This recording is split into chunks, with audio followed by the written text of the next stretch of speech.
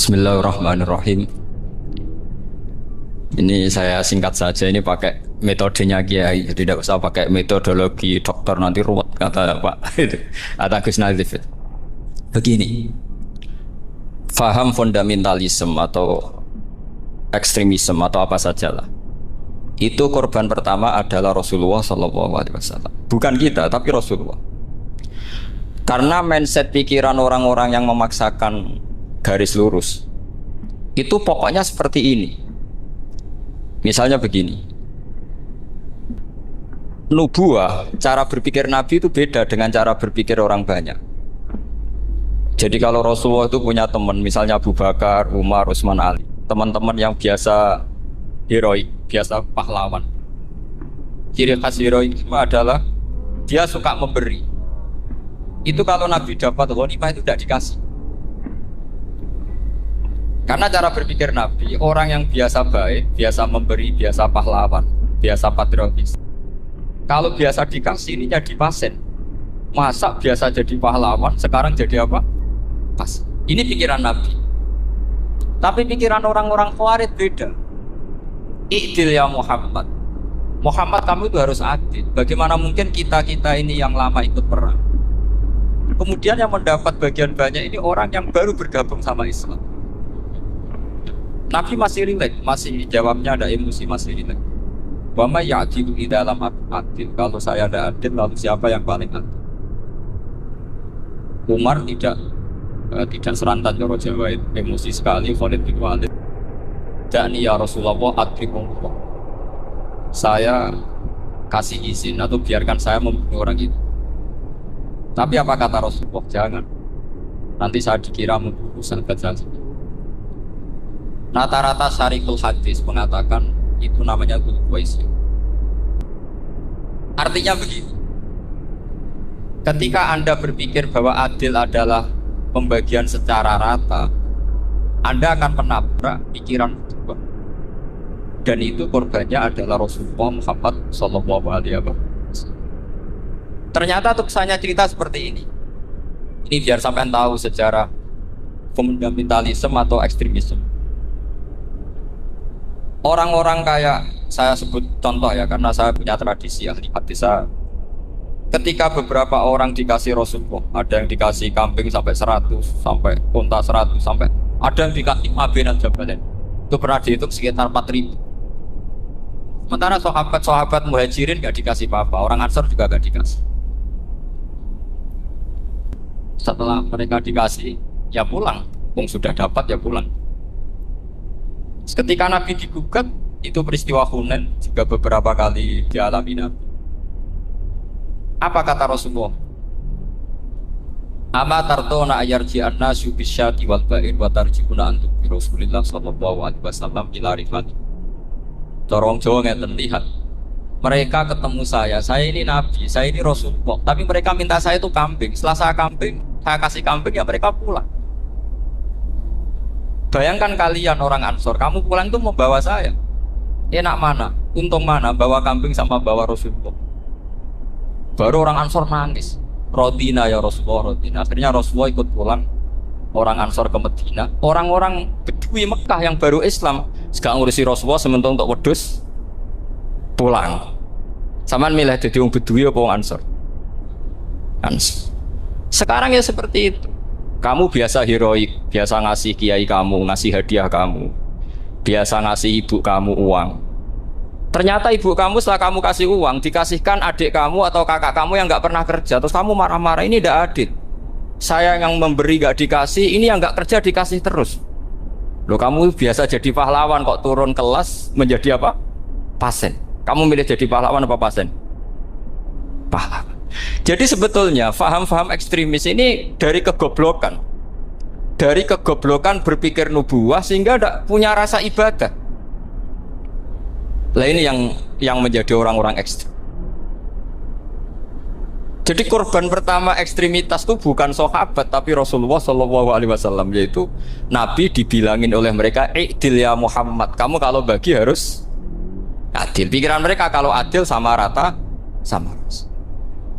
Jadi kalau pakai pikiran itu, saya minum di sini itu haram. Mau ndak ikut bikin kok.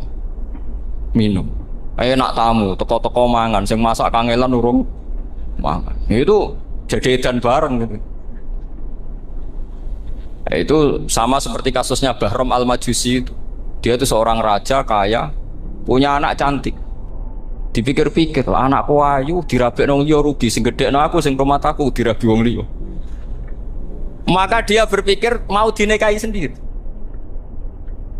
Karena tadi melihat Mas Nadif ya orang Kenya tadi, apa Nigeria.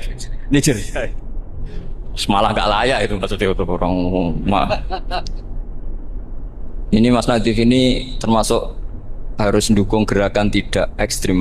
Nyawanya masih itu karena barokahnya beliau agak-agak gitu. Tapi nggak sampai liberal ya, agak-agak pokoknya itu. Karena ketika ada gerakan ekstrim di Mesir, itu termasuk dia DPO. Ternyata setelah ada intelijen, beliau pas buka itu nggak makan dulu tapi rokok dulu. Wah ini mesti orang sekuler, nggak ekstrim. Akhirnya nyawanya sampai sekarang itu barokahnya rokok pas iftar itu pas. Nah tanya ini masih hidupnya mas ya? Ya pernah sepuh sama saya.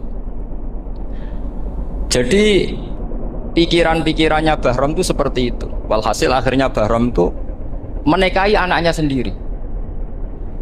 Masyhur itu dalam cerita. Jadi ceritanya itu ada seorang wali tidur di Masjid Haram sama Rasulullah, ditemuin gitu.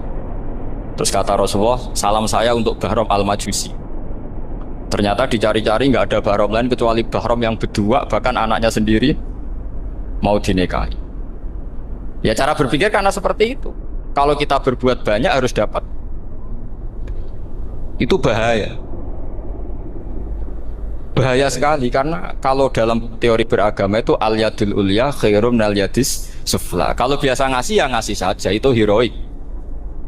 Itu bagus. Jangan biasa ngasih sekarang bermental apa? Pas. Makanya saya itu kalau ngajar di pondok yang dulu pernah saya belajar di situ atau yang pernah sepuh itu, dikasih itu bingung.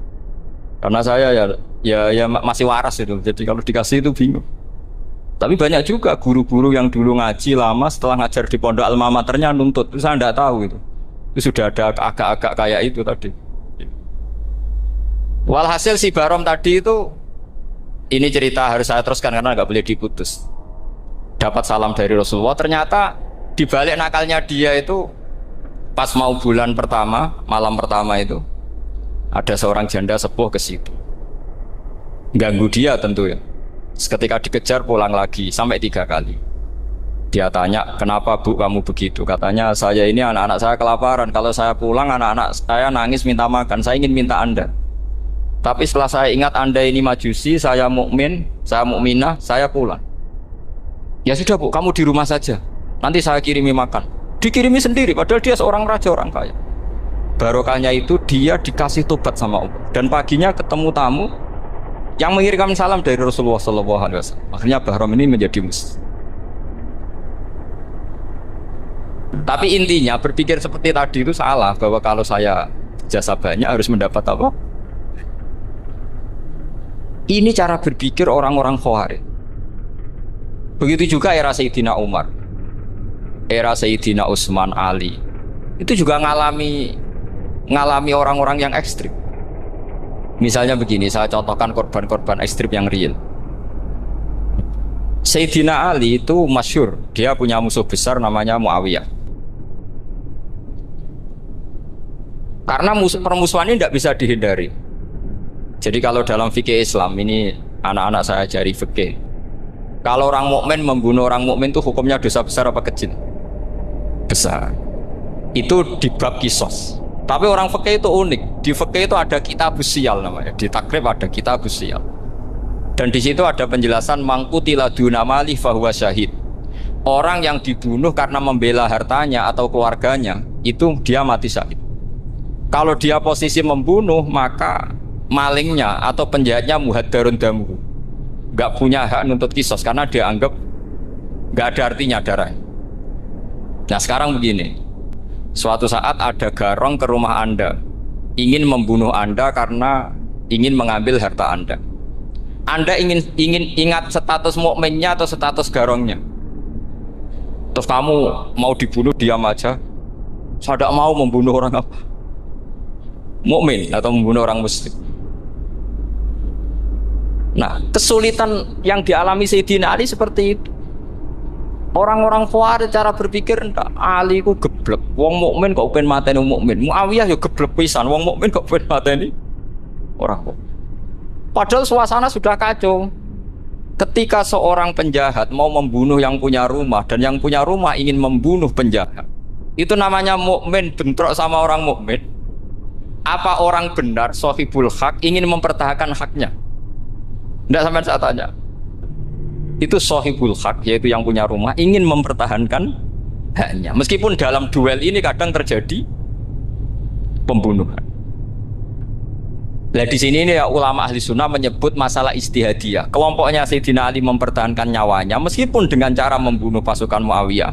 Pasukan Muawiyah juga mempertahankan nyawanya meskipun harus membunuh pasukan Ali. Zaman itu susahnya istihad seperti itu.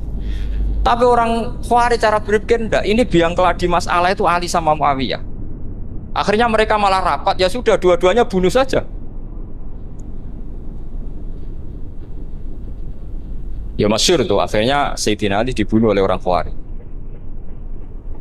Makanya ini penting ya, pentingnya ngaji seperti ini. Jadi kamu harus dilatih berpikir nubuwah. Ya dilatih berpikir apa? Nubuwah, disebut al-ulama warasatul. Meskipun dengan cara yang ekstrim, tapi pikirannya saja, jangan perilakunya. Saya punya contoh sekian kasus, sekian tragedi. Misalnya begini. Saya itu dulu punya teman, dia soleh, bisa baca Fathul Mu'in. Dia itu janggal, bilang sama saya, Gus, tidak biasanya Rasulullah itu agak-agak nyindir orang fakir. Ini kok ada hadis kadal fakru ayakuna kufr, bahwa kefakiran itu mendekati apa? Kekufuran. Dia itu aneh sekali. Biasanya tidak biasanya Rasulullah ngeritik seperti itu. Walhasil ini singkat cerita, anak ini ngalami satu trauma. Dia itu miskin. Gara-gara miskin gitu jadi burunya orang non muslim. Dan sering disuruh nganter majikannya itu ke tempat-tempat lokalisasi. Dia mulai mikir, ini gara-gara fakir saya harus nganter orang ke lokalisasi. Mulai ingat dia, sedekah Rasulullah, ini gara-gara fakir saya jadi pengantar orang ke lokalisasi. Suatu saat majikannya itu benar-benar bangkrut, malah dari disuruh nganter. Pokoknya carikan yang cantik bawa sini. Pusing. Nah, dia akhirnya walhasil lari terus keluar. Terus dia cerita betapa ekstrimnya fakir, sehingga gara-gara fakir saya harus jadi penolong orang yang mau apa mas. Anda boleh berpikir ekstrim, tapi ekstrim dalam melawan kemungkaran itu tadi. Saya nggak boleh jadi fakir, tapi takutnya fakir yang nanti jadi alat kemas. Imam Ghazali juga punya contoh seperti itu. Imam Ghazali pernah marah besar ketika tren di Baghdad itu orang belajar fikih semua. Hatta la yakuna thamma tabibun illa min ahli dhimmah, kata beliau. Sampai di Baghdad itu tidak ada dokter kecuali orang kafir dhimmah. Akhirnya kalau ada ulama sakit, saya masih ingat pas kecil, kalau ada ulama sakit itu tidak boleh dibawa ke rumah sakit. Takutnya ketemu dokter muslim, non muslim malah disuntik langsung apa? Mati. Akhirnya ulama saat itu berfatwa, orang Islam harus ada yang jadi dokter. Banyaklah gus-gus yang sekolah kedokteran. Yang masyhur ya seperti Sahal bin Abdul Fattah. Itu dulu putranya Ki Fattah yang menolong Mbah Mahfud saat sembunyi. Saking idolakannya Basal, anaknya dinamakan Sahal, tapi dia jadi dokter spesialis bedah. Begitu seterusnya urusan negara. Dulu itu orang jabat itu tidak boleh, karena jabat itu dekat dengan syubhat, dekat dengan haram. Tapi gara-gara pejabatnya non muslim, kalau bikin aturan ya ala non muslim. Ulama akhirnya sadar, andekan kita yang jabat pasti tidak seperti itu. Bisa bikin perda ini, bisa bikin pelaturan begini yang menguntungkan Islam. Nah, jadilah banyak pejabat yang sekarang muslim. Tempat-tempat maksiat di obrak-abrik sama Satpol PP macam-macam. Kita untung. Tapi kalau orang-orang Khawarij pikirannya pokoknya pejabat itu dekat dengan haram, dekat dengan syubhat. Padahal dengan kita jabat bisa bikin perda atau apa yang menguntungkan Islam. Kemudian menjadi masalah baru secara fikih. Ini adik-adik dengerin biar kulino senam fikih.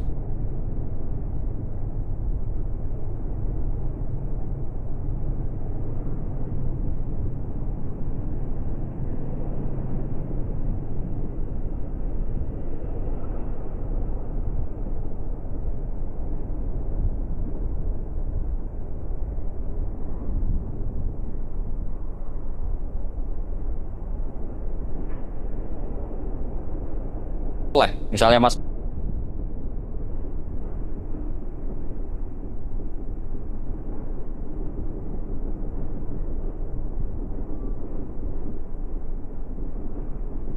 Adif nyalek ini tadi tak guyoni, mau jadi bupati ndak, kalau ya nggak usah dukung.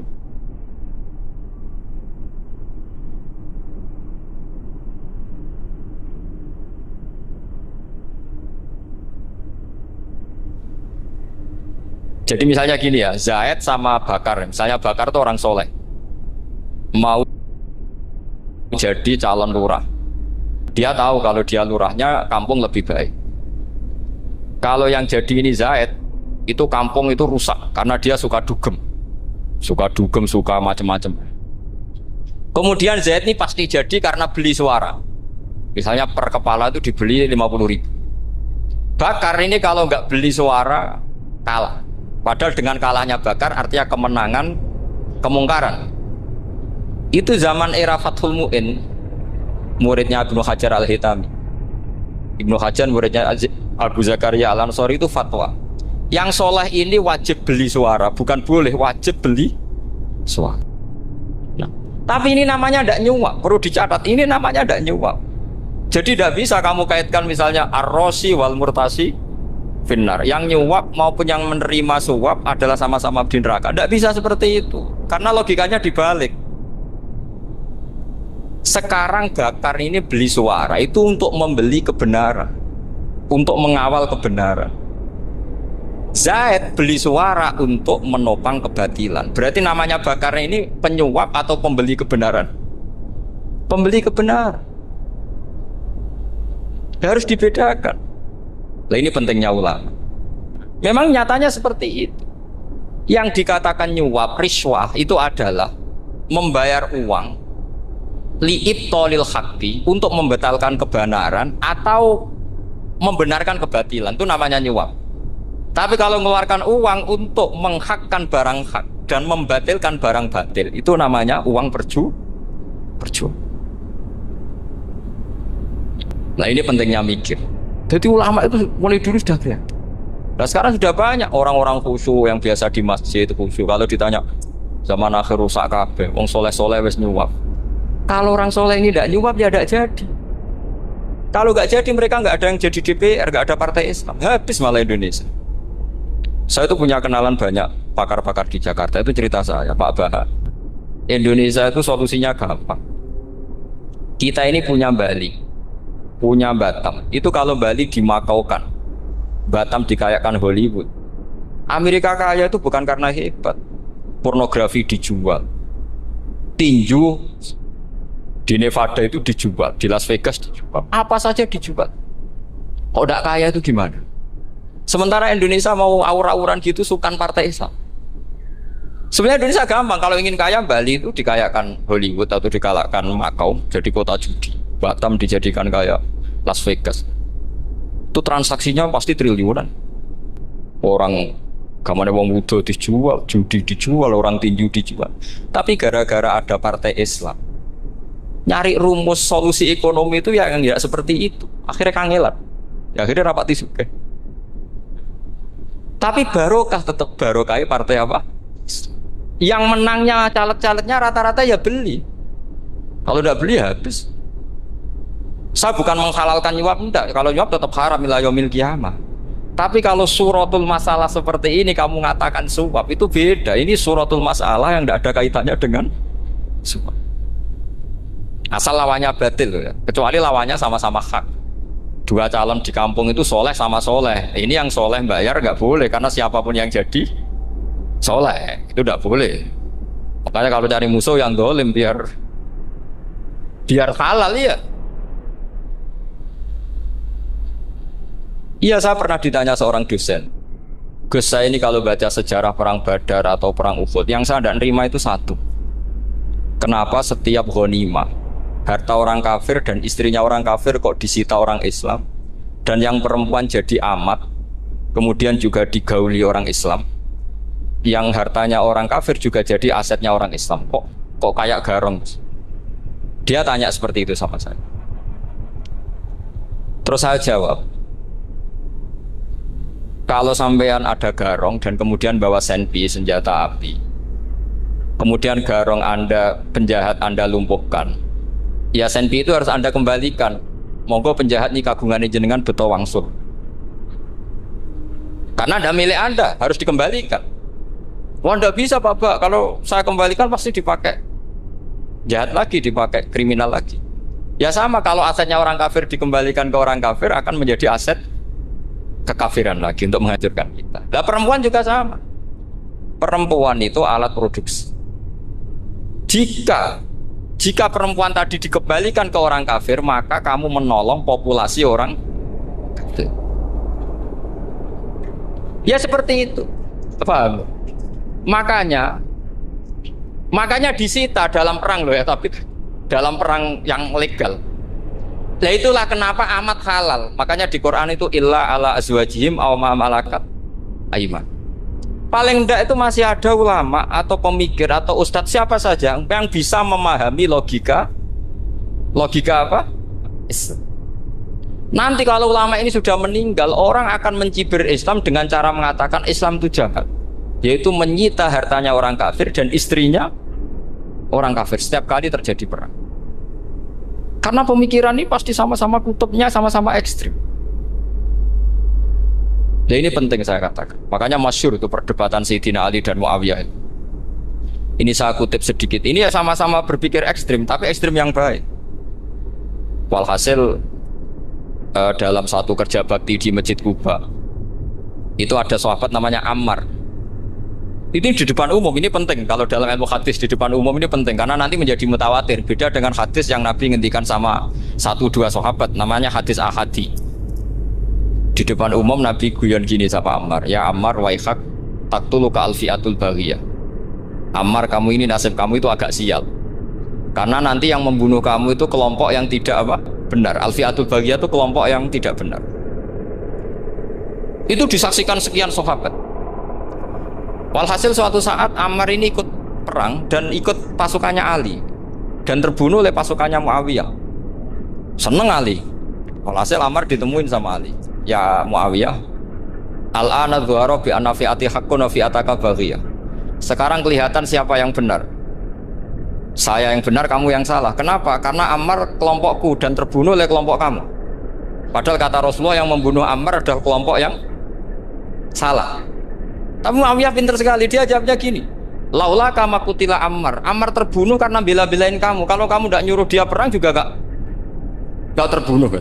Jadi kamu ikut andil terbunuhnya siapa? Ammar. Tapi apa kata Sayyidina Ali? Idzan qatala Rasulullah Hamzah. Kalau teori itu Anda pakai, Rasulullah pun membunuh Hamzah. Sekarang Hamzah perang karena suruhan siapa? Rasulullah. Yang membunuh Hamzah siapa? Wahsy. Kalau teori itu Anda pakai, berarti Rasulullah pun membunuh Hamzah. Terus fasa kata Muawiyah, terus Muawiyah diam. Jadi fikih pun tuh diputuskan lewat pikiran ekstrim. Tapi bukan ekstrim yang merugikan orang lain. Ya, kalau merugikan orang lain namanya sudah la dororo wa la diror. Dia menyalahi aturan ini. Makanya saya pernah ngaji di sini dulu ketika tahun kemarin. Fikih-fikih Islam itu punya rumus, itu ya gara-gara pikiran ekstrim sebetulnya. Saya pernah nyontohkan adalah orang tuh kalau sholat jenazah itu mayitnya di depan. Itu ulama fikih tidak ada yang punya alasan. Mau hanya bilang gini, hakadha wajadna salafan wa khalafan. Mulai dulu kalau nyolati mayit ya jenazahnya di depan. Ya hanya gitu saja, tidak punya alasan. Makanya ulama lain mengatakan tidak apa-apa jenazah di belakang, yang sholat di depan. Kenapa? Fa innaha laysat bimanzilatil imam. Memangnya jenazah imam kok harus di depan? Itu ya tidak ada yang bisa bantah. Bagaimana mungkin harus di depan? Oh enggak, imam kok harus. Yang harus di depan itu imam. Jenazah itu imam apa enggak? Enggak. Terus alasan kedua, sholat ghaib. Kalau ada orang mati di Surabaya, Mas Nadib di sini, sholat ghaib boleh enggak? Boleh. Jenazahnya di depan apa belakang? Belakang. Di belakang kan? Berarti harus enggak jenazah di depan? Ya dia mau ngakeh yang jelas kalau itu. Lah ini contoh-contoh kecil. Nah orang Khawarij itu orang yang paling tidak mau menerima otak-atik seperti itu. Akhirnya jadi goblok bareng tadi. Ya makanya Rasulullah pun jadi korbannya Khawarij. Muhammad kamu harus adil. Karena pikiran mereka adil itu yang memberi banyak ya dapat banyak. Kalau pikiran nubuah tidak seperti itu. Kalau yang biasa memberi, biasa heroik, biasa baik ya biar tetap biasa memberi. Jangan dilatih jadi apa? Pasien. Ini mungkin adik-adik juga agak keberatan, tapi harus dilatih. Makanya saya itu jadi kiai itu ya mulai kecil anaknya kiai, putu kiai, saya itu ya mulang tuh seneng. Saya tidak pernah terlintas dikasih santri atau dihormati ya enggak. Mungkin sampai mati agak terlintas. Ya pikiran saya sederhana. Biasa mulang pahlawan malah sekarang pasien itu malah kayak cemen, kayak turun kelas itu. Jadi saya terus ya enggak kepikiran sama sekali. Loh kalau saya minta sama Allah karena itu atasan saya. Makanya ada ulama yang ekstrim gini, ini kisah nyata. Ada ulama alim datang ke seorang raja. Rajanya ini soleh padahal. Ternyata pas raja itu berdoa, ya Allah saya kasih ini. Padahal ulama tadi itu mau mengajukan proposal. Mau minta apa gitu. Terus dia pulang ketika ditanya, Pak Kiai kenapa pulang? Ternyata raja itu minta zat yang sama yang saya mintai. Kalau raja saja masih minta, ngapain saya minta raja? Saya akan minta zat yang dimintai raja. Terus pulang dia. Wah itu ya pikiran ekstrim, tapi bagus ekstrimnya. Saya akan minta zat yang dimintai raja. Ya, kalau sampean kan enggak, uteke saya les, sholat dinteni, tetap jalo. Oh kok orang mikir seperti itu? Emang salah didik, salah itu tadi. Nah, ini harus dilatih. Masyhur itu ketika Nabi pas Fathu Makkah itu, orang-orang Ansor komentari Nabi gini, ketika Nabi sangat happy di Mekah, sangat enjoy di Mekah, kata orang-orang Ansor, amar rojul fa'adroka durok fatun fi ahli wa ulfatun fi asyiroti. Namanya orang pasti happy kalau di kampung halaman. Jangan-jangan Rasulullah itu nanti hidup di Mekah lagi, karena Mekah sudah dikuasai orang Islam. Beliau pasti kangen sama keluarga, sama Mekah. Tapi ya sama, ketika Rasulullah mulai ngasih itu, orang-orang Quraisy dikasih banyak, orang Ansor juga pikirannya seperti itu. Baru orang Ansor dilatih pikiran nubuwah, yaitu tadi. Mereka itu dapat kambing, dapat sapi, terus pulang. Kamu mendapat saya, milih mana? Milih Rasulullah Shallallahu Alaihi Wasallam. Sekarang kamu saya balik. Kamu punya kiai, kamu bisa memberi hadiah, memberi beliau. Suatu saat kiai Anda ini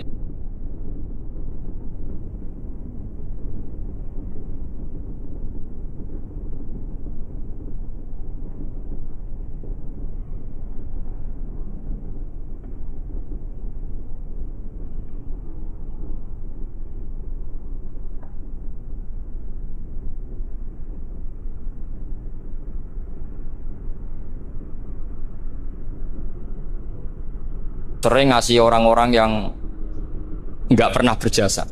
Kamu nggak pernah dikasih. Itu kalau pakai pikiran Khawarij, kiai ini salah karena ngasih orang yang tidak berjasa. Tapi kalau kamu pakai pikiran nubuah, enggak. Alhamdulillah saya tetap istiqomah memberi kiai itu, dan alhamdulillah nggak dibales. Semoga balasannya di akhirat. Ya sudah seperti itu. Kalau pakai pikiran gengsi tadi seperti itu. Masa biasa memberi sekarang posisi diberi, saya turun kelas. Jadi sebetulnya pikiran ekstrim itu boleh, tapi untuk yang seperti ini bukan ekstrim yang tadi. Makanya ini disebut al-hujjat. Al-hujjat itu satu logika yang bisa mematahkan asumsi awal. Dan ini saya harap santri-santri matolek, putra maupun putri berpikir seperti ini. Sehingga sama. Jadi misalnya sekarang dibalik, kalau ada orang NTT yang masih non-muslim, itu orang kafir yang harus dibunuh atau orang kafir yang harus didakwai? Mesti pikirannya itu, kalau Nabi itu ya semua yang didakwai Nabi dulu orang kafir. Nah, ketika Nabi di Mekah itu pertama ketemu orang kafir itu dibunuh atau didakwai? Didakwai. Ya berarti pilihan sekarang ya didakwai bukan dibunuh. Nah soal perang itu perang itu beda dengan membunuh. Ada janjinya, ada macam-macamnya, terus nggak ada solusi, itu baru ada perang. Jadi kalau sudah dibalik-balik gitu, makanya kata ulama-ulama, Khawarij itu pasti salah. Pasti salahnya adalah kalau orang tidak benar ya dibenarkan, bukan dibunuh. Kalau setiap orang kafir dibunuh, Nabi kapan jadi nabinya? Karena orang kafir habis. Jadi metode bil hikmati ada, metode hasanah ada, karena orang kafirnya sudah Pertanyaan kedua, kalau Nabi harus ekstrim ngapain yang ngawal Jibril? Halnya Israel lebih efektif.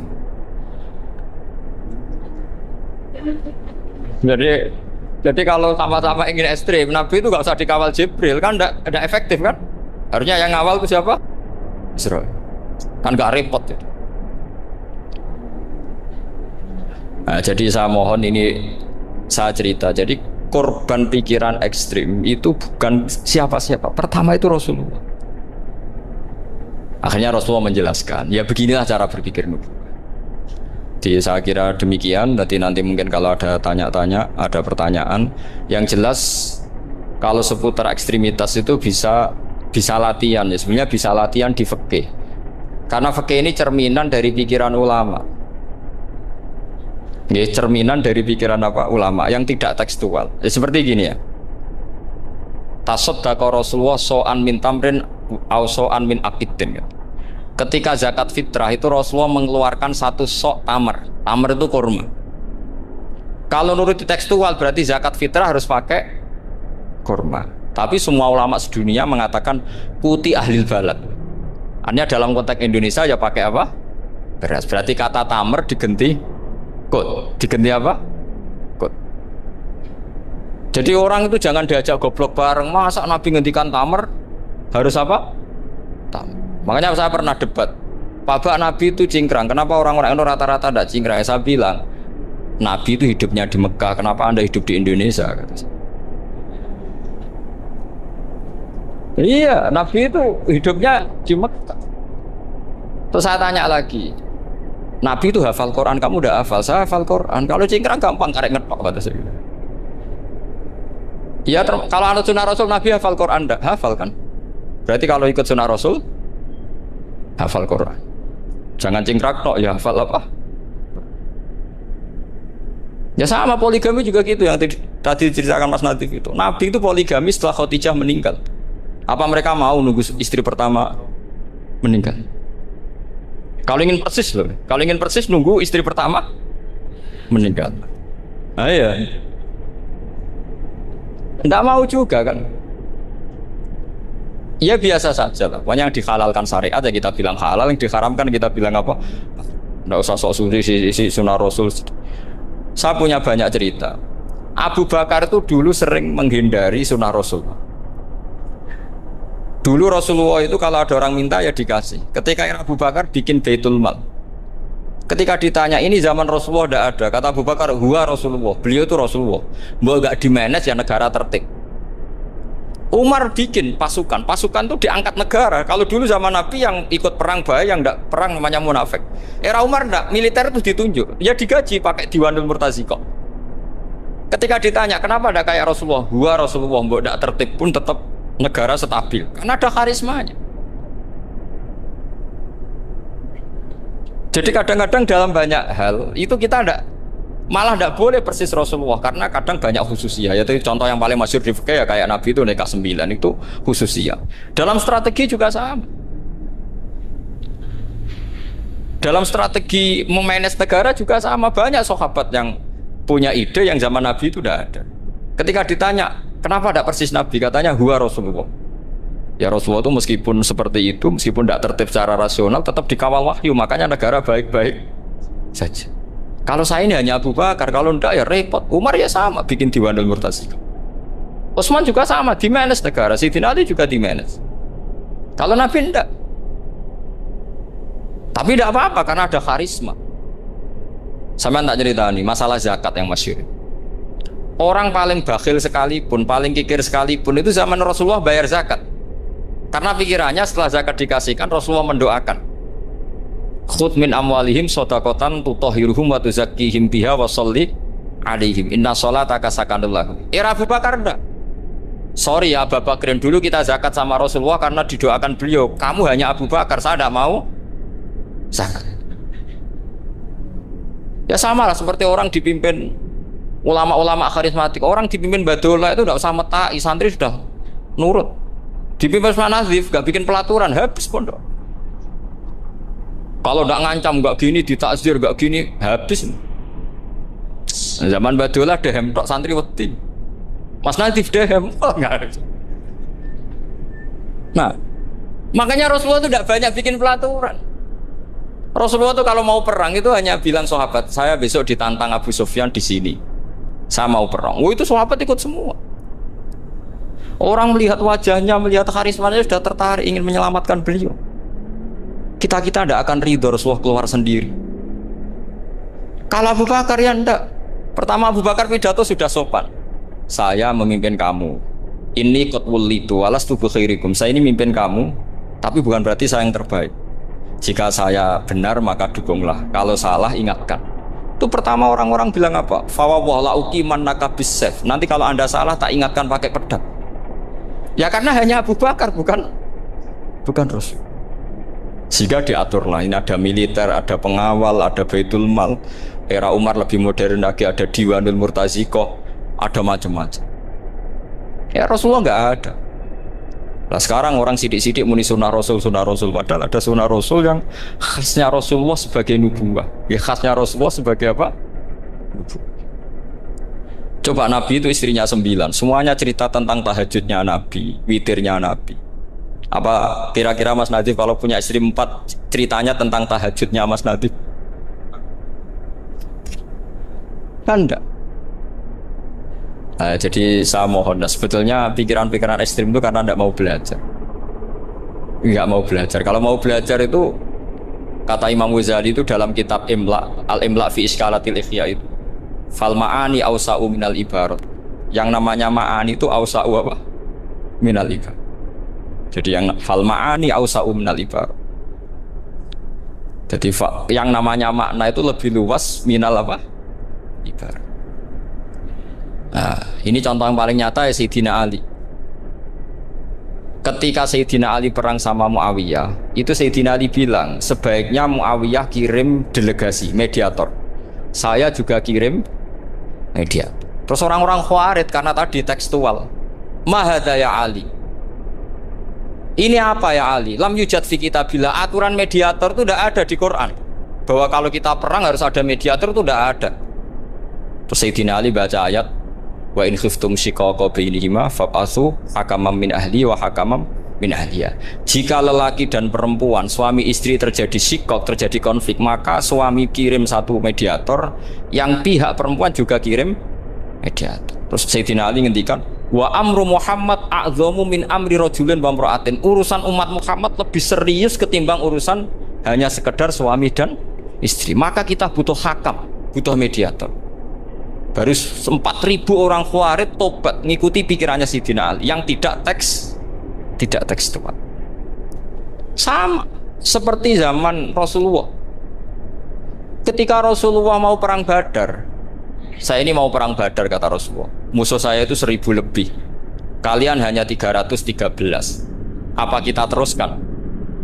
Itu sahabat langsung bilang gini, saya itu hafal teksnya. Idzan lanaqulu laka kama qalat banu Israil fathab anta wa rabbuka faqatila inna hahuna qa'idun walakin idhab anta faqatila inna ma'akum muqatilun. Ini kelihatan sekali bahwa para sahabat sudah ada tekstual. Orang-orang Bani Israel ketika melihat Musa katanya sakti dan orang dekat Allah, itu cara berpikir orang Bani Israel gini. Walhasil ada perintah supaya Musa itu merangi kaum Jabarin. Orang Jabar ini gagah-gagah, pikirannya orang Bani Israel. Musa kami itu sakti dekat Allah, ya sudahlah sama Allah saja sana, tak tunggu di rumah kabarnya. Itu kan sama dengan santri semedit, roh kiai ini suka, kiai aku suka, terus tak pikirkan seperti itu. Ya sama seperti itu. Nabi ku kekasih Allah, mesti perang menang, serasa tak ewangi mesti menang. Fathab anta wa rabbuka faqatila inna hahuna. Kok itu ya sudah kamu berangkat saja sama Tuhan, tak tunggu di rumah. Tapi apa kata para sahabat Ansor ketika Nabi minta supaya mereka dukung di perang Badar? Langsung bilang, idzan la naqulu laka kama qalat banu Israil. Kita tidak akan bermental kayak Bani. Ini tekstual apa enggak?